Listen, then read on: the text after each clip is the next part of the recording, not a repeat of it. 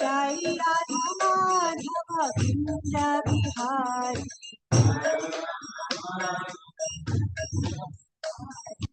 Jai Radha Madhava Kunja Bihari.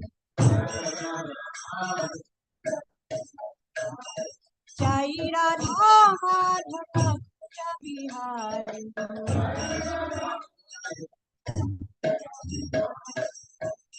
Radha Madhava Ki.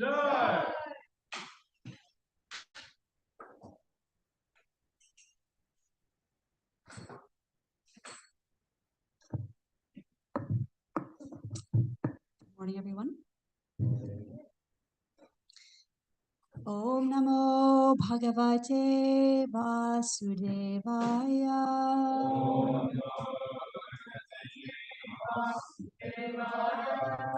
Om Namo Bhagavate Vasudevaya.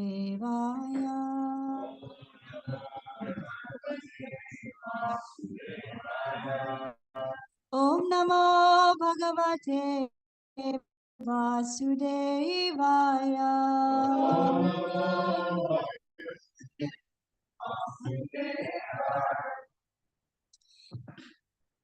I just want to quickly mention that when we were singing the song, Jai Radha Madhava, I was reflecting on how Nanda and Yashoda's names are in there. So Krishna's parents' names are in that song.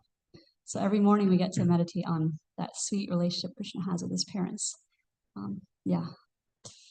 So today we are continuing Canto 3, Chapter 26, 19, starting with verse 19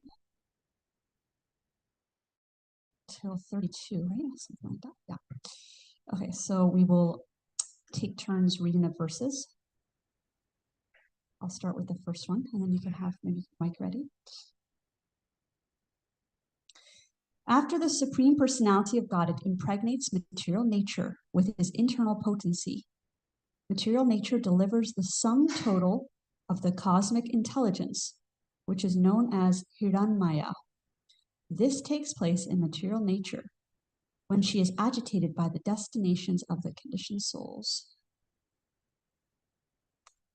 Thus, after manifesting variegatedness, the effulgent Mahatattva, which contains all the universes within itself, which is the root of all cosmic manifestations and which is not destroyed at the time of annihilation, swallows the darkness that covered the effulgence at the time of dissolution.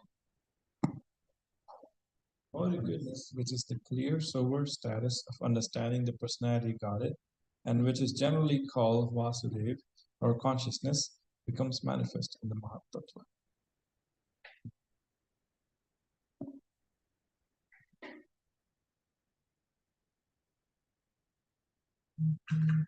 After manifestation of the Mahatattva, these features appear simultaneously as water in its natural state before coming in contact with earth is clear, sweet, and unruffled. So the characteristic traits of pure consciousness are complete serenity, clarity, and freedom from distraction. The material ego springs up from the Mahatattva, which evolved from the Lord's own energy. The material ego is endowed predominantly with active power of three kinds: good, passionate, and ignorant. It is from these three types of material ego that the mind, the senses of perception, the organs of action, and the gross elements evolve. And Ahankara, the source of the gross elements, the senses, and the mind, is identical with them because it is their cause. It is known by the name of Sankarshana, is directly Lord Ananta with 8,000 heads. And Lord Ananta is who? Yes. Incarnation of Brahma. Okay. Text 26. False ego is characterized as the doer, as an instrument, and as an effect. It is further characterized as serene, active, or dull, according to how it is influenced by goodness, passion, and ignorance. So keep that in mind, that false ego looks differently depending which mode is being activated, right? So we're all covered by false ego in this material world, but it looks differently depending on that. It can look serene, more peaceful, like, oh my God, my life's peaceful. It can look active, passionate, right? Mode of passion, or it can look lethargic, dull. Okay. Next. From the false ego of goodness, another transformation takes place. From this evolves the mind, whose thoughts and reflections give rise to desire. The mind of the living entity is known by the name of Lord Aniruddha, the supreme ruler of the senses. He possesses a bluish black, from resembling a lotus flower growing in the autumn. He is found slowly by transformation of the false ego and passion, intelligence takes birth. O virtuous lady, the functions of intelligence are to help in ascertaining the nature of objects when they come into view, and to help the senses.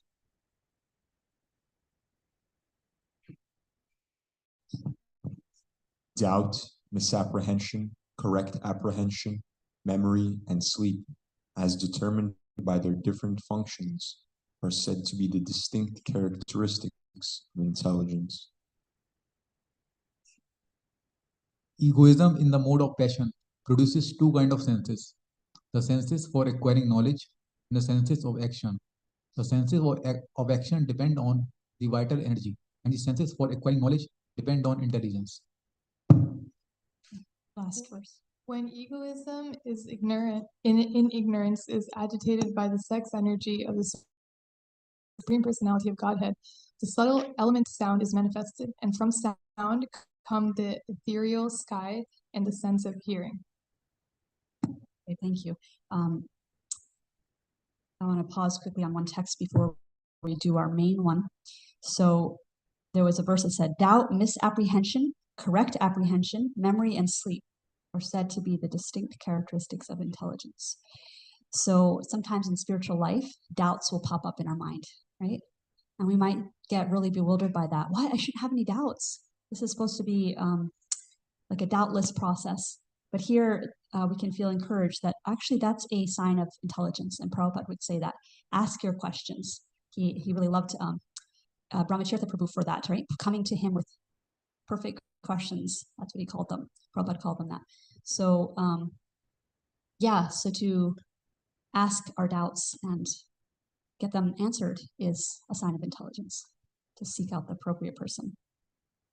Okay, so text 23 and 24 we'll do today.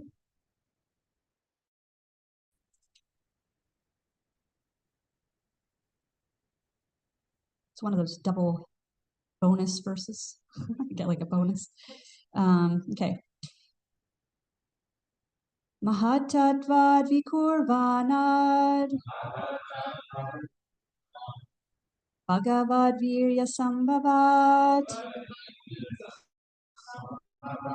Kriya Shaktir Ahankara Trividha Samapadyata Vaikarikas Tajasascha Tamasascha Yato Bhava Manasaschandriyanam cha Bhutanam Mahatam api. Let's do the word for word together. Mahatattvat. From the Mahatattva. Vikurvanat, undergoing a change. Bhagavat Virya Sambhavat, evolved from the Lord's own energy. Kriya Shakti, endowed with active power, like Kriya Yoga, right? Kriya. Ahankara, the material ego. Trividha, of the three kinds. Samapadyata, sprang up. Vaikarika, material ego in transformed goodness. Taijasa, material ego in passion, cha, and tamasa, material ego in ignorance, cha also. Yata, from which, bhava, the origin, manasa, of the mind, cha, and indriyanam, of the senses for perception and action, cha, and bhutanam mahatam, of the 5 gross elements, api also. So we should at least know one word. It's cha, right? Cha, and comes up a lot in Sanskrit verses. There's another, I think I know a devotee named Vaikarika, or I've heard that name, and it means material ego in transformed goodness. So purified in the mode of goodness, the ego looks different than it does in passion and ignorance. Okay, so translation, let's read this together. The material ego springs up from the Mahatattva, which evolved from the Lord's own energy. The material ego is endowed predominantly with active power of 3 kinds, good, passionate, and ignorant. It is from these 3 types of material ego that the mind, the senses of perception, the organs of action, and the gross elements evolve. Purport. In the beginning, from clear consciousness, or the pure state of Krishna consciousness, the first contamination sprang up. This is called false ego, or identification of the body as self. The living entity exists in the natural state of Krishna consciousness, but he has marginal independence, and this allows him to forget Krishna. Originally, pure Krishna consciousness exists, but because of misuse of marginal independence, there is a chance of forgetting Krishna. This is exhibited in actual life. There are many instances in which someone acting in Krishna consciousness suddenly changes. In the Upanishads, it's stated, therefore, that the path of spiritual realization is just like the sharp edge of a razor. The example is very appropriate. One shaves his cheeks with a sharp razor very nicely, but as soon as his attention is diverted from the activity, he immediately cuts his cheek because he mishandles the razor. Ishta, can you finish the purport? Not only must one come to the stage of pure Krishna consciousness, but one must also be very careful. Any inattentiveness or carelessness may cause fall down. This fall down is due to false ego. From the status of pure consciousness, the false ego is born because of misuse of independence. We cannot argue about why false ego arises from pure consciousness. Factually, there is always the chance that this will happen, and therefore one has to be very careful. False ego is a basic principle for all material activities, which are executed in the modes of material nature. As soon as one deviates from pure Krishna consciousness, he increases his entanglement in material reaction. The entanglement of materialism is the material mind, and from the material mind, the senses and material organs become manifest. Thank you. Om Jnana Timirandasya Jnananjana Shalakaya Chakshur Umilitam Yena Tasmai Shri Guru Namaha. So do you remember yesterday Kalakanta Prabhu asked a question? He asked us which study, like school of thought, is there for each of the mind, intelligence, and false ego. Do you remember that? So what was the mind? Psychology or psychiatry, intelligence, philosophy, and then false ego, Krishna consciousness. That was really eye-opening for me. I had never thought of it framed in that way before. That Krishna consciousness is the study of both the false ego and the real ego, and the distinction between them. You know, in Ishopanishad, we hear that we need to study both simultaneously. Nescience and knowledge, right? The darkness and the light. We're studying them side by side. Why do we study them side by side? Why don't we just focus on, why do we spend so much time talking about the false ego and the dark, you could say the dark elements of our experience here in this world? Yes.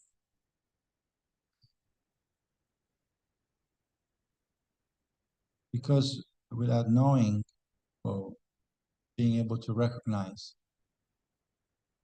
I guess we won't be able to eliminate it or address it. Yeah, exactly. Yeah, without knowing the problem, we can't fix the problem. So if you have something going on with your, let's say you have something going on with your skin, right? Like some kind of rash or something, and you just don't know what it is. And so you keep trying different things. Okay, I'm going to put this on it. I'm going to just blow on it. I'm going to leave it alone. But until you find out what it is, get it diagnosed, which is basically the diagnosis for us is the diagnosis of the false ego, right? Then you can actually go, okay, now I know what it is, and I can use the appropriate medication or the appropriate remedy, right? So we also have to know what our disease here in this material world is, so that we can appropriately address it.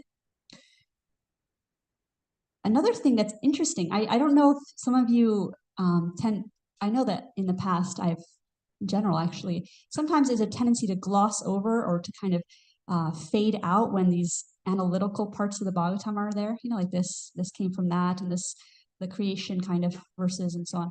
Some people are really drawn to that and they love it, and other people just kind of, sort of fade away and just like let it sort of slide through one ear and out the other. And so I was thinking about who is speaking to who right now? Do you know in the conversation? Who's telling who this? Yeah, so Kapila is speaking to his mother, Devahuti, and he's telling her all these things, and she's interested. She wants to know about all these aspects of the material world, Krishna's material creation, and how it happened, and how Krishna did it, and so on, right?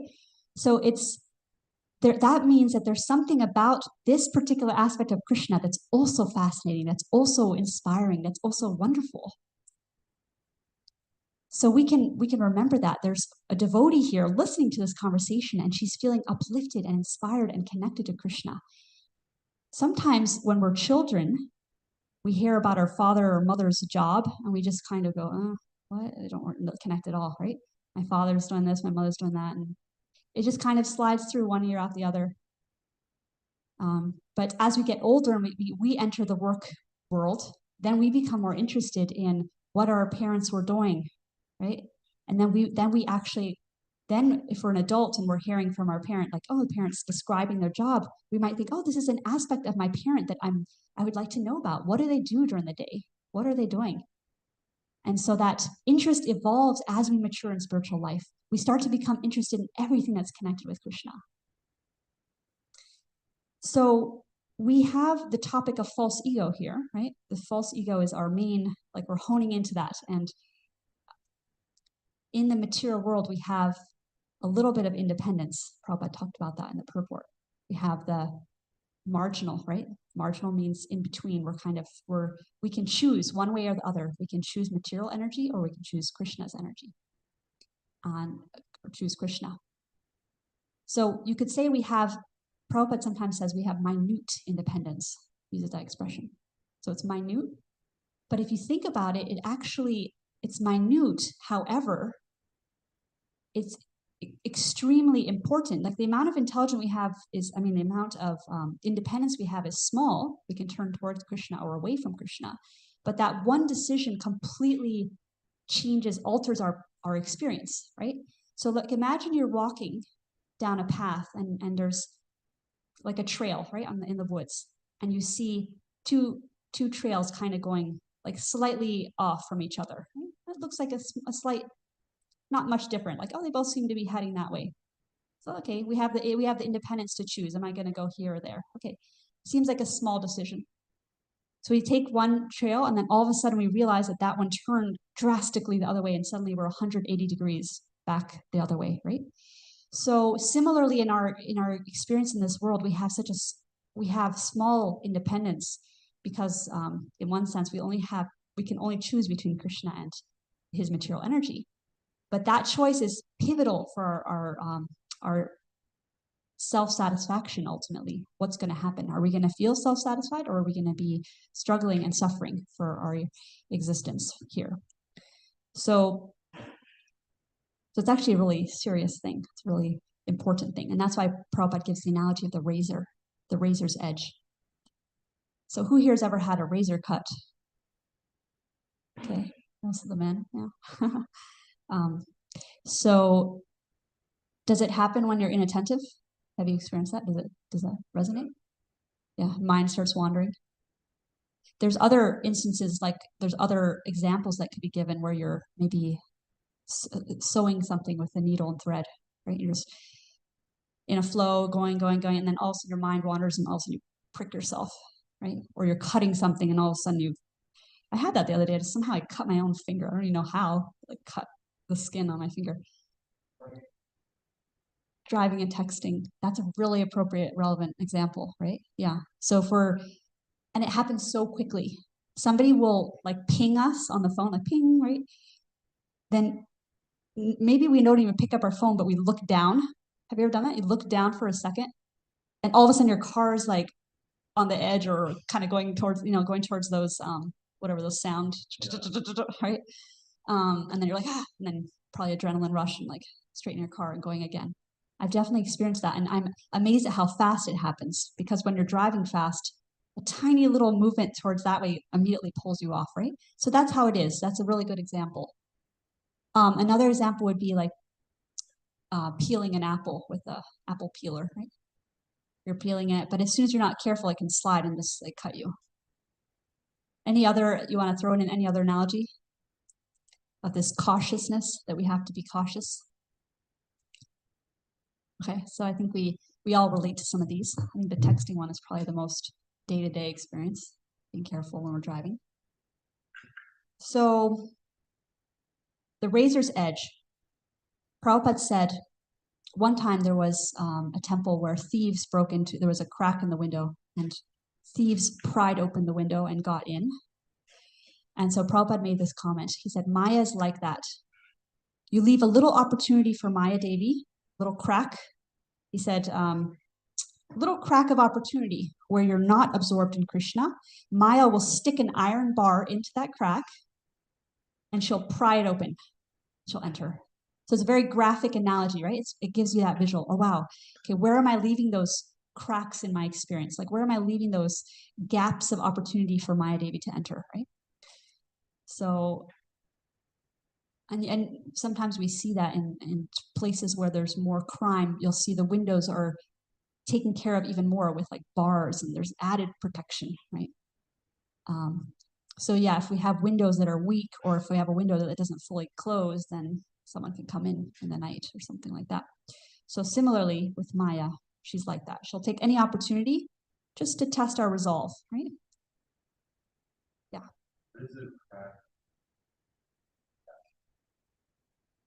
It's a good question. What would it look like to have a crack in our spiritual life? Do you want to answer that, anybody? Because I think it's very individual for each of us. But right. So specifically not having good association, right? So leaving that crack. So the crack is that I'm going to do this solo, or I'm just going to kind of avoid the devotee association. So I'm single, alone, right? I'm a single stick, not in a bundle anymore. And so it's easier for me to be broken, or to be, and Maya Devi to captivate me, because I don't have that company. So that's a big one. What else? Yeah.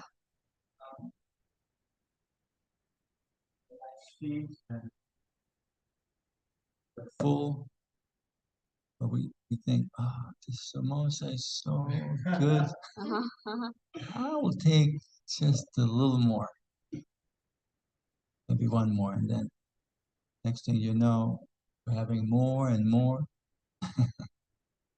That could be a very regretful situation an hour later or half an hour later.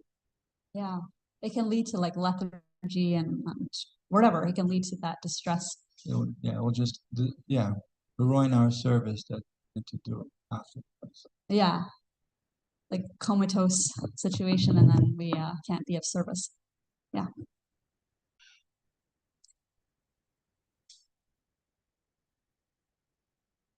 Social media.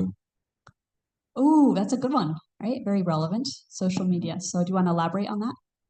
How is it like, and leaving a crack in your window? You just see a bunch of drama and negativity, and then that influences your algorithms. Remember that class we had on the algorithms? And yeah, all that stuff. Yeah, when you said that, I was thinking about, so you're talking about the algorithms of the social media, right? And then somehow I was thinking the algorithms of the brain, because it does influence us, right? So what we put in ends up becoming the algorithm of the brain. Like, oh, I'm feeding it with this. It's like a feeding of the eyes and the senses and the mind.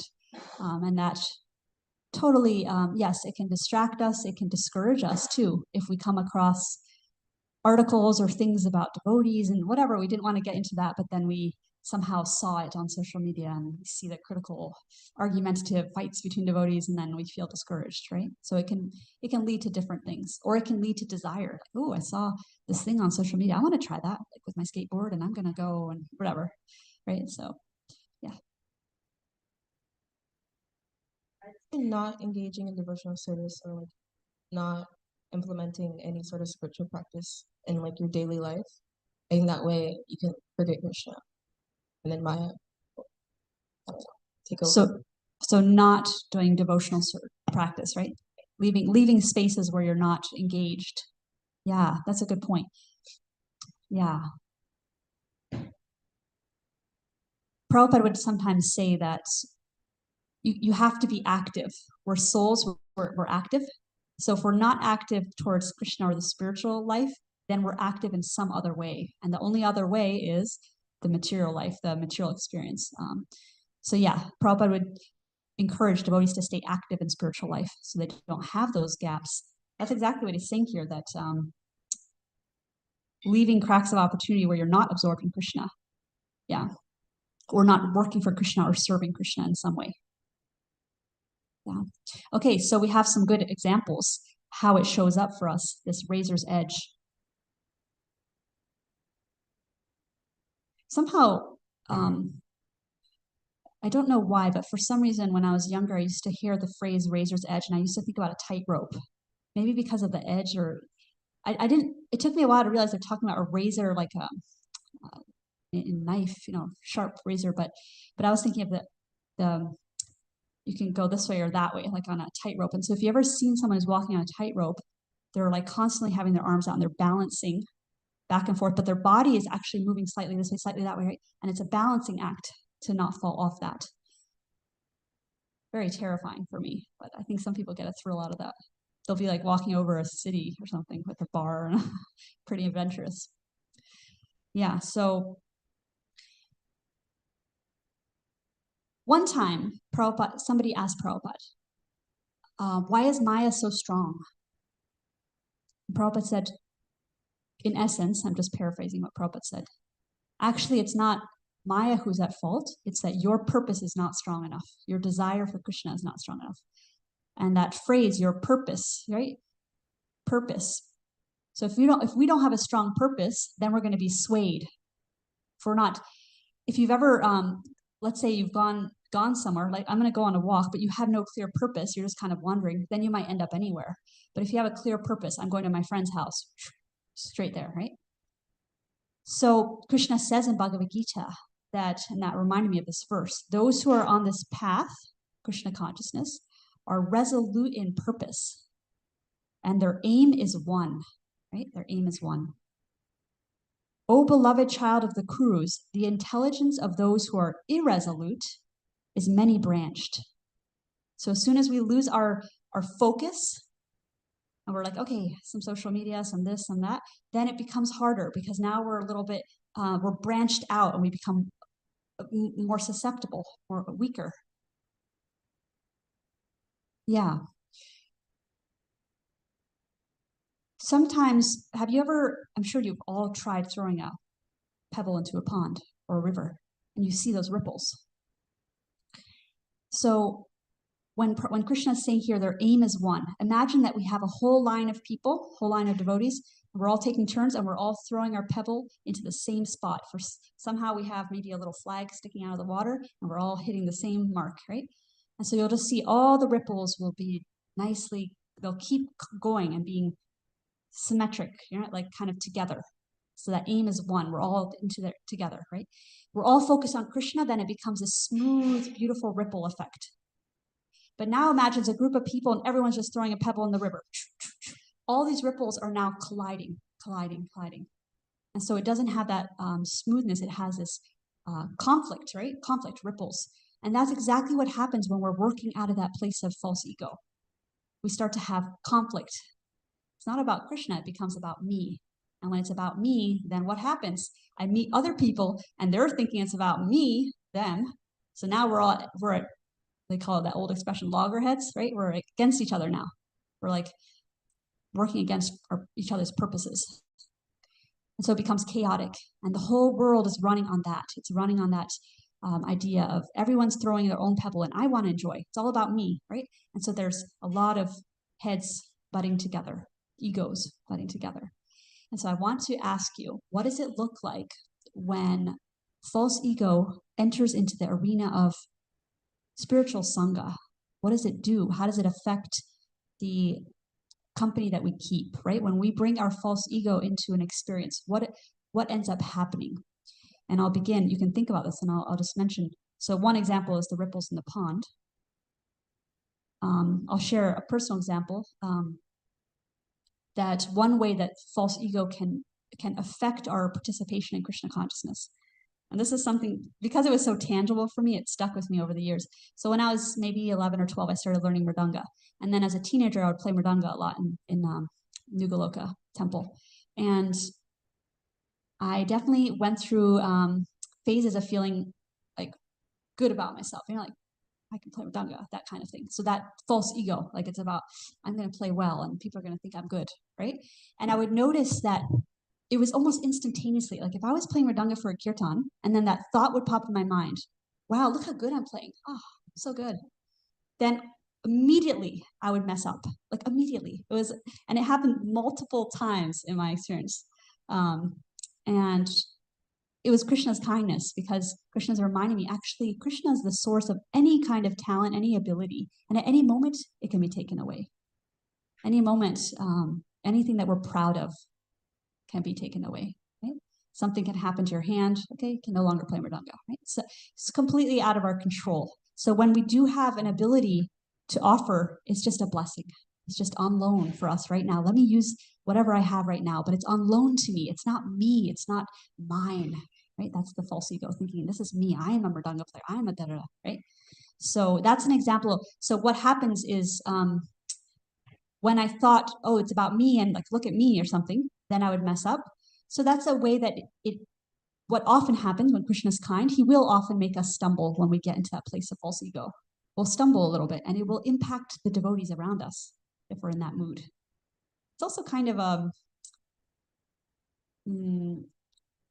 little turn off to people who come to Krishna consciousness for the first time if they see that sort of arrogance or that kind of, it's about me. If the devotees who are sharing kirtan or giving lectures are thinking it's about me, then it can be a little off-putting, right? So it can affect how people feel about Krishna consciousness as well. So what other ways does false ego impact?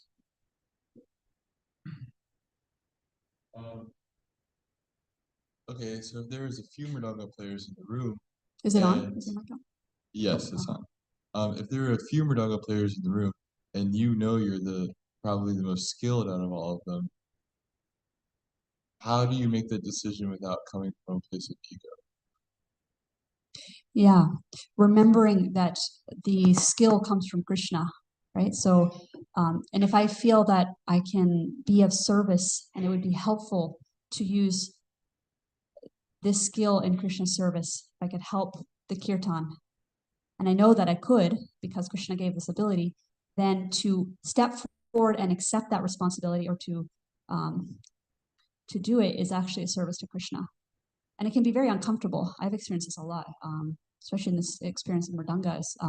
It can be very difficult to like go and take it because there's almost, I would battle with this a little bit, like, oh, but then people are gonna think I'm proud or whatever. It became this whole mental thing, right? Especially when I was younger.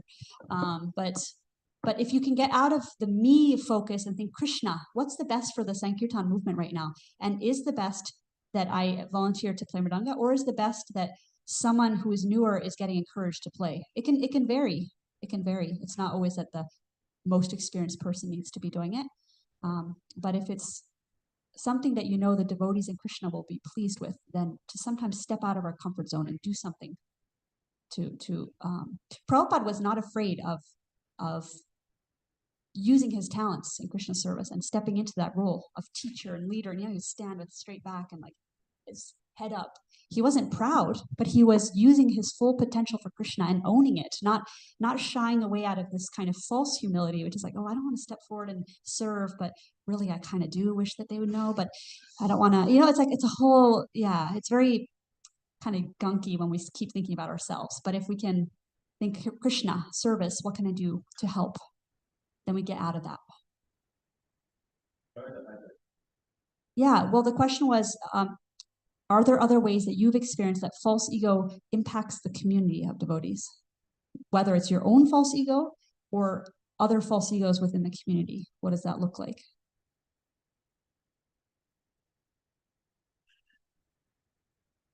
Yeah. Not a specific one, but whenever anything pertaining to false ego pops up, it's distracting because it feels like, oh, now we have to pay attention to this one thing or this one person instead of focusing on service of Krishna or doing devotional service together. It's just a little distracting. Yeah, that's one way it affects. So, from the experiencing end, or like with others, or both. Experiencing it, or both. Yeah. So distraction for sure. Yeah. So with mentorship, I feel like it's very easy to like want encouragement really quickly, and sometimes maybe devotees will be like very, I don't know, there could be like a like you want validation from someone, so you do things and you take up their time and you actually take away from their service by having those kinds of interactions. So taking away from their focus on Krishna or their service by needing validation. Yes. Yeah. Yeah. Yeah. What occurs to me is that when we're practicing Krishna consciousness, we are mixed, right?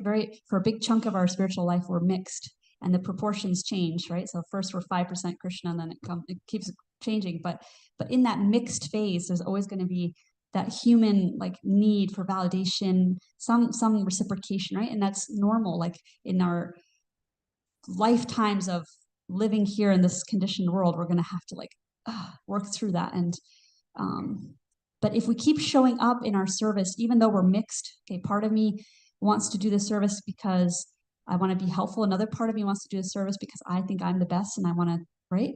It's mixed sometimes, very often. And even in that situation, if we keep showing up for Krishna and keep praying for humility and keep praying for that understanding that it's not really about me, it's not really mine, this ability, then it will become purified. And then we will no longer be disrupting others or constantly needing external validation because we'll feel self-satisfied. Yeah. Well, I've had a lot of false ego flare-ups for sure, but a few clues. But I'm thinking about one particular instance. I really value inclusivity and like making people feel welcome and included.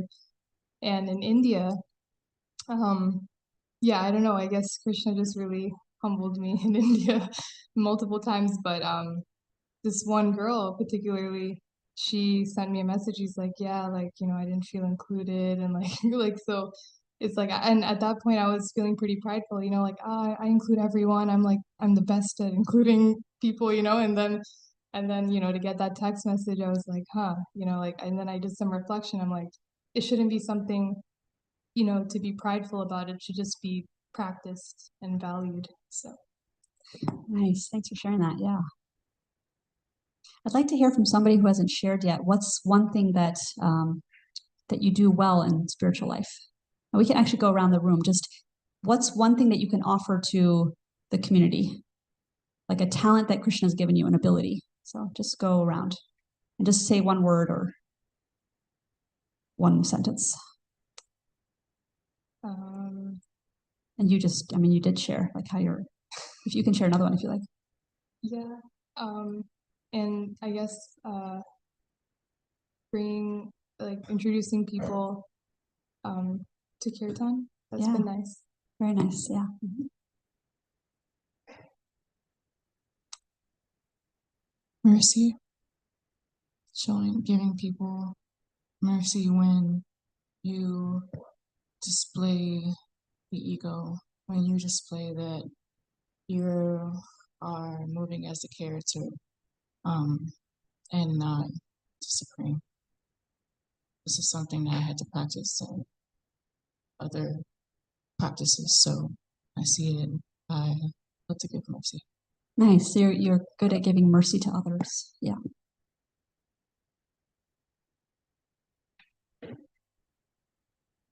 One talent or ability that Krishna has given you to use it. We'll come back to you. Yeah. There has to be at least something Krishna's given you, because we have lots of gifts in our life, right?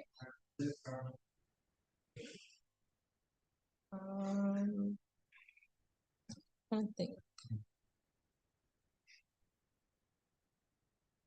I like to cook, so I guess cooking. Cooking for Krishna. Yeah. Yay. Thank you. Carmen? Too? Yeah.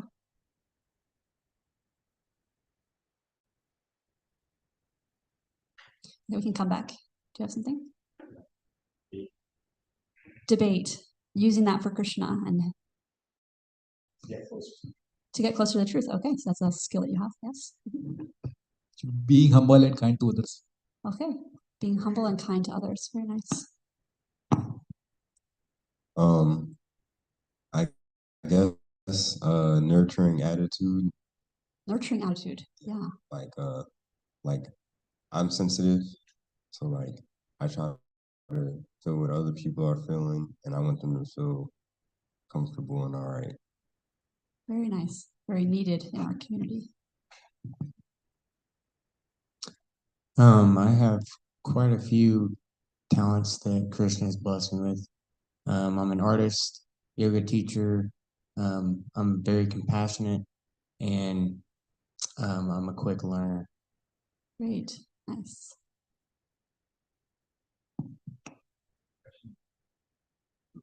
What is a talent or ability Krishna has given you? Yeah. My false ego is saying, it's like, I'm very good at telling people what to do. But what I really want, what I want to recognize that Krishna has given me the ability to hear and to listen and understand others. Nice. Yeah. So hear and listen to others. Okay. Nate? I feel good with numbers. With numbers. So I think I could do something that. Yeah.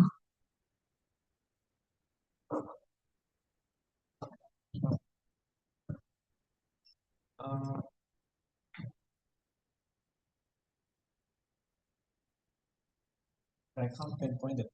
I think, yeah, so something, what's an ability that you've been given that you're using for Krishna? Cooking. Okay. Leading, right? Facilitating, being a leader in a leadership role. Did you think of something?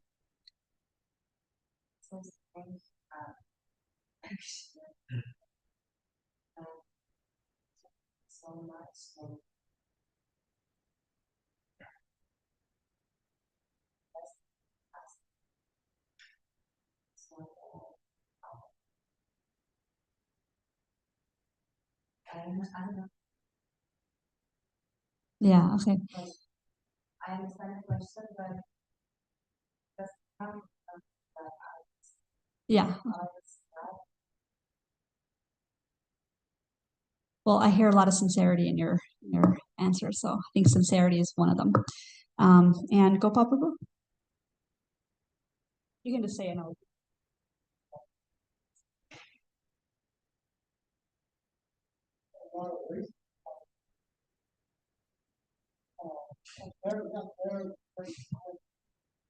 Play drum set. Yeah, so he's saying it's super hard to dovetail, but he's really good at playing the drum set.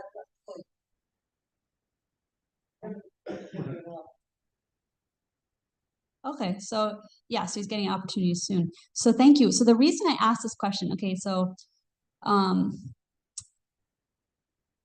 yeah, and I can share too that one thing that I feel like Krishna has given me is the ability to empathize with others. It's a simple thing, right? So the reason I ask this question is because very often in my experience in spiritual life, that it becomes very sticky where we struggle to own what Krishna has given us without feeling like, oh, but I can't say this because I'm going to be proud or arrogant, like this confusing mix of things, right? I don't want to say what I can do because then it's proud, right? I should be humble. I shouldn't say, because what's happening is the only time it's proud is if we're thinking, this is mine, right? I am talented in this way. I am a good cook. I am right, me. Then it becomes proud. But if Prabhupada was to ask, let's say Prabhupada was in the room right now, and he said, I want you all to tell me what you can do for Krishna. Would you say, oh, I can't do anything, nothing? No, I have no talents. I'm right. So no, we would want to please the spiritual master and show up and say, here's what I can do for you. Like these are the things Krishna has given me in this life. And you can actually step forward and do service in a mood of humility. It's very kind of bewildering at times, very confusing, because it feels like, well, if I step forward and say, here's what I can do, it looks proud, right?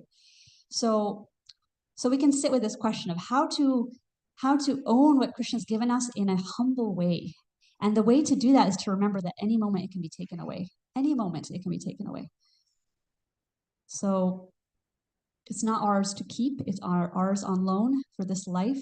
What am I going to do with this life? And the only way we can fully step into service is if we accept what Krishna has given us and fully own it and say, yes, right now in this life, I have these certain qualities. And with these qualities, I'm going to serve in this way.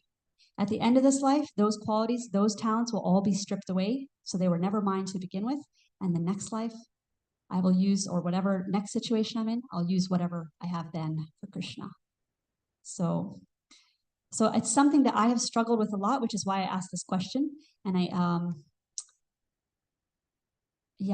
and some people struggle with it more, but it's that idea of really accepting and embracing the gifts Krishna has given me without the pride. There doesn't have to be any pride because it's just on loan, right? It's just ours temporarily. Here it is. Right now I can engage with people well. Right now I can be sensitive to others' needs. Right now I can debate philosophy with devotees and like that. So, but as soon as I think, oh, I'm good at this, then that's where it becomes false ego. So the real ego, what's the difference? The real ego is I'm for Krishna. Everything I have is for Krishna.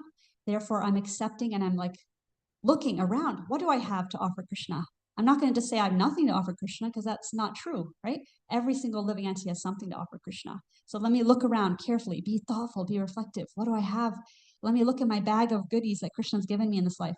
These qualities, these gifts, these things, or talents or abilities, and let me empty that bag out towards Krishna's lotus feet. Let me use all of that for you instead of hiding it away and thinking, well, that's proud. I'm not going to take out those things because it's a misunderstanding. It's thinking that those things are me, but they're not. They're just Krishna gave it to us in this life. Let me fully use it. There's expression. Let me not die with my music still in me, right? So don't go to your death with your music still in you. That means don't let there be that regret of all these things that I could have done for Krishna in this life with my talents, with my things that Krishna has given me. But I was so afraid to kind of step forward and do something that I just go to my, I end my life and I never really did that for Krishna. So